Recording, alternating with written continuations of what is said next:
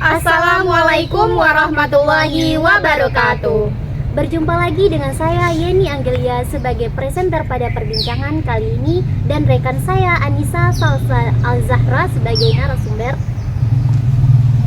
Oke, baiklah, bagaimana kabarnya Nisa? Alhamdulillah kabar saya baik-baik aja, alhamdulillah. Iya, sekarang nggak terasa ya udah mau masuk semester 2 aja. Menurut Nisa bagaimana sih menjadi seorang mahasiswa apalagi di Universitas Negeri Padang yang terkenal dengan kampus terbaik yang ada di Sumatera Barat? Menurut pandangan saya sendiri sih sebagai seorang mahasiswa itu yang pertama contohnya itu kan di sini kita bertemu dengan teman-teman dari berbagai daerah, dari berbagai provinsi gitu kan. Dari segi lain atau sisi lain gitu kan, kita tuh dituntut untuk hidup mandiri gitu. Apa-apa tuh harus kita kerjain secara sendiri Jauh gitu. dari orang Iya, tua. jauh dari orang tua. Tapi sih di perkuliahan ini kita harus bisa berinteraksi dengan teman-teman gitu supaya bisa bersosialisasi apabila ada nanti yang dibutuhkan. Nah, kita pasti butuh karena kita tuh makhluk sosial. makhluk sosial gitu. Itulah menurut pandangan saya menjadi seorang mahasiswa pada saat sekarang ini, apalagi di Universitas Negeri Padang. Ya. Oke, baiklah, bisa langsung saja mungkin ya kita di sini akan membahas mengenai materi pengantar sosiologi. Menurut Nisa sendiri apa saja sih yang dibahas atau ruang lingkup kajian di mata kuliah pengantar sosiologi ini apa aja? Menurut pengetahuan saya sendiri sih di materi pengantar sosiologi ini ada berbagai macam materi, dimulai dari konflik sosial, ada stratifikasi sosial, kelembagaan sosial, perubahan sosial. Itu tentang materi pengantar sosiologi yang saya ketahui selama saya belajar di Universitas Negeri Padang ini. Iya. Oke, baiklah, langsung saja mungkin ya untuk pembahasan yang pertama saya di sini bertanya. Dalam kehidupan sehari-hari kita sering mendengar istilah konflik atau konflik sosial ini. Jadi menurut pandangan Nisa, apa sih itu pengertian konflik sosial? Baiklah, menurut pandangan saya, konflik sosial itu kalau dari segi pengertiannya yaitu artinya percekcokan, perselisihan, dan pertentangan. Atau secara umumnya konflik sosial itu dapat kita ketahui sebagai proses sosial yang terjadi antara dua individu atau antar kelompok, antar komunitas yang saling menyingkirkan antara satu sama lain. Bahkan mereka tuh akan saling menjatuhkan dan menghancurkan antara kelompok yang satu dengan kelompok yang lainnya. Itulah dari segi pengertian dari konflik sosial. Bukan hanya dari segi pengertian, pasti adalah kan faktor penyebabnya kenapa bisa terjadi konflik sosial tersebut. Yang saya ketahui yang menyebabkan terjadinya konflik sosial itu yang pertama adanya karena perbedaan individu. Pastilah kan setiap orang itu pasti memiliki kepribadian yang berbeda antara individu yang satu ini dengan individu yang lainnya. Yang kedua ada perbedaan kepentingan antar kelompok. Yang ketiga itu ada perbedaan latar kebudayaan, di mana latar kebudayaan ini pasti berbeda antara masyarakat yang satu dengan masyarakat yang lainnya, dan adanya perubahan nilai yang secara cepat berlangsung dalam kehidupan masyarakat. Itu dari segi penyebab terjadinya konflik sosial yang terjadi di dalam masyarakat. Selanjutnya itu ada bentuk-bentuk dari konflik sosial. Bentuk-bentuk konflik sosial itu yang pertama ada konflik pribadi. Konflik pribadi atau konflik individu. Yang kedua ada konflik agama. Konflik agama itu contohnya seperti adanya perbedaan keyakinan antara agama yang satu dengan agama yang lainnya. Ada dia menganggap agamanya ini lebih benar keyakinannya dibandingkan dengan agama yang lainnya. Maka dari segi itu menyebabkan terjadinya konflik sosial. Selanjutnya juga ada bentuk konflik itu ada konflik rasial. Konflik rasial itu adalah konflik yang terjadi antar ras, di mana mereka itu saling beranggapan bahwa ras mereka itu lebih unggul dibandingkan dengan ras yang lainnya. Selanjutnya ada konflik antar kelompok sosial. Itu kayak adanya konflik yang terjadi antara kelompok si kaya dengan yang si miskin gitu. Pasti kan ada kayak perbedaan, maka itulah terjadinya konflik sosial dari konflik antar kelompok sosial tersebut. dan juga ada tentang konflik internasional, di mana konflik internasional ini dapat kita ketahui seperti terjadinya perperangan antar negara. Contohnya sekarang itu ada konflik antar negara Palestina dan Israel yang sedang maraknya diperbincangkan pada saat sekarang ini. Selanjutnya, setelah dari segi bentuk-bentuk konflik, pasti adalah apa itu dampak dari konflik sosial tersebut kan. Dampak dari konflik sosial ini pasti ada dari dua segi, kemungkinan kan ada dari segi positifnya dan ada dari segi negatifnya. Dimana kalau konflik sosial dari segi positif ini, yang pertama yaitu dapat kita ketahui jika ada terjadi konflik atau permasalahan antara dua kelompok yang sedang berselisih yang mengalami konflik itu, pasti karena adanya konflik itu pasti mereka akan menyelesaikan suatu permasalahan itu dengan cara berdiskusi. Jadi akibat dari adanya diskusi itu dan komunikasi itu, mereka akan saling berinteraksi, menyelesaikan permasalahan tersebut. Jadi timbullah rasa kekompakan akibat dari mereka setelah berbincang-bincang bagaimana sih menyelesaikan permasalahan itu. Nah, itulah akibatnya itu tadi Dampak positif. itu dari dampak positifnya. Selanjutnya itu ada dari segi dampak negatif, di mana kalau konflik sosial ini pastilah kan akan terjadi kayak perselisihan gitu, perselisihan yang mengakibatkan perpecahan antara masyarakat tersebut. Itulah kalau dari segi dampak negatif dari konflik sosial. Baik, itu. Baiklah, yang kedua mungkin kita akan membahas tentang integrasi sosial. Iya. Jadi menurut pandangan Nisa sendiri, apa sih pengertian dari integrasi sosial itu?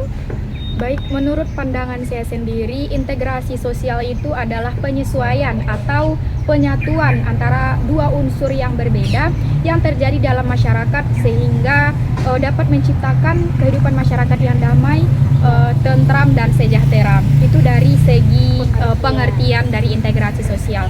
Selanjutnya yaitu ada syarat terjadinya integrasi sosial tersebut.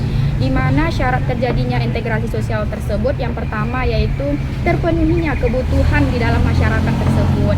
Yang kedua yaitu adanya norma dan nilai itu berlangsung secara bertahan lama gitu. Itulah dari segi syarat terjadinya integrasi sosial. Selanjutnya yaitu ada dari segi bentuk-bentuk integrasi sosial.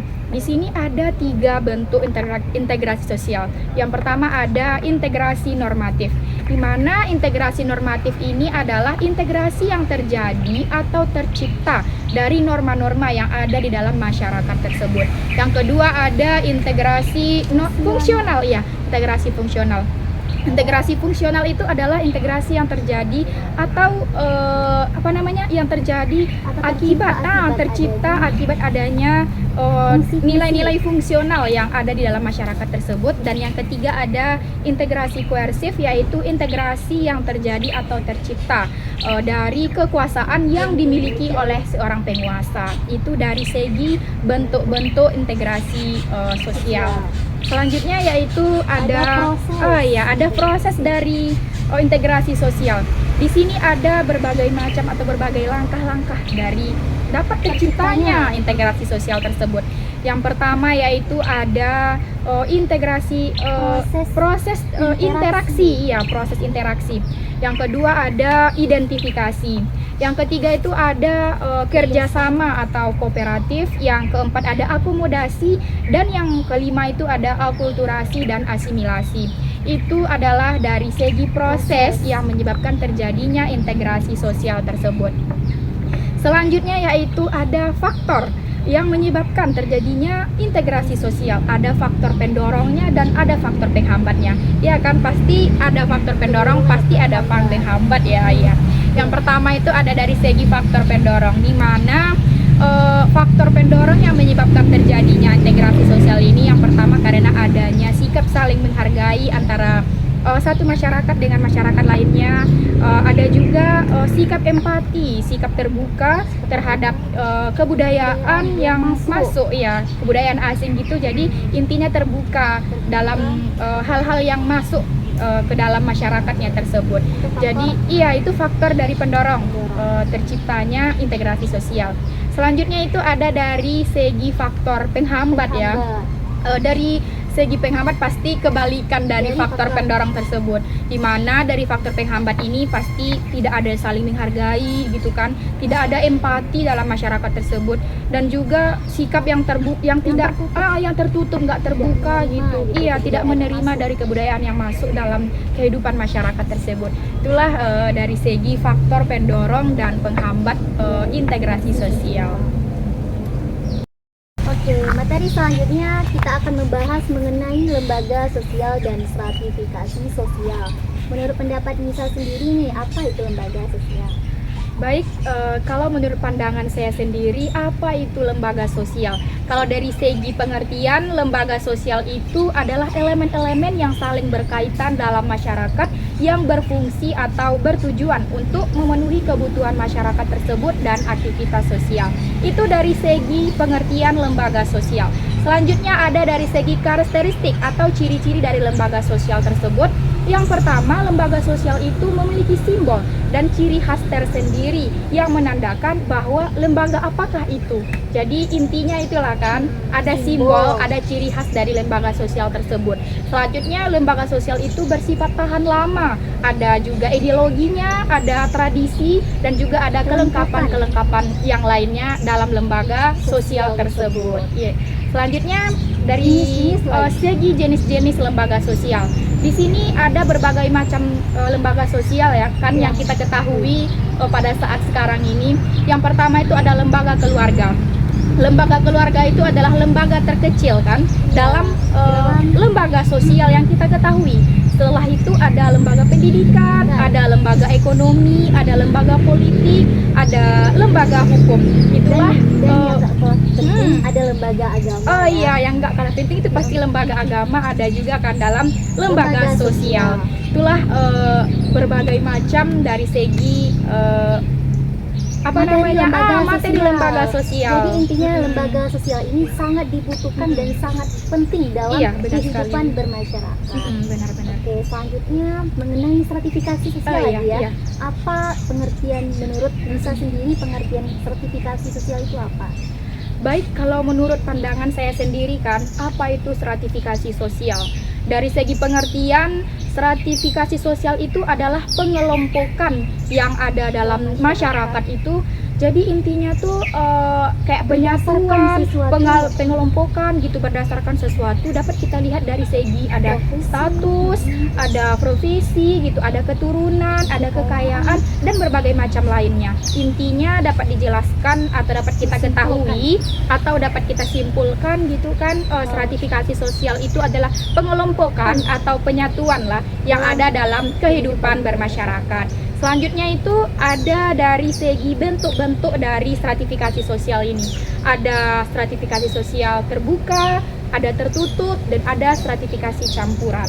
Itulah materi dari stratifikasi sosial. Oke, materi yang terakhir yaitu mengenai perubahan sosial. Menurut pendapat Nisa nih, apa saja sih yang dibahas dalam materi perubahan sosial ini? Baik, menurut pandangan saya tentang materi perubahan sosial. Dari segi pengertian, perubahan sosial itu adalah peralihan yang merubah tata kehidupan yang terjadi dalam masyarakat yang bersifat dinamis dan mengikuti perkembangan zaman. Itu dari segi pengertian perubahan sosial.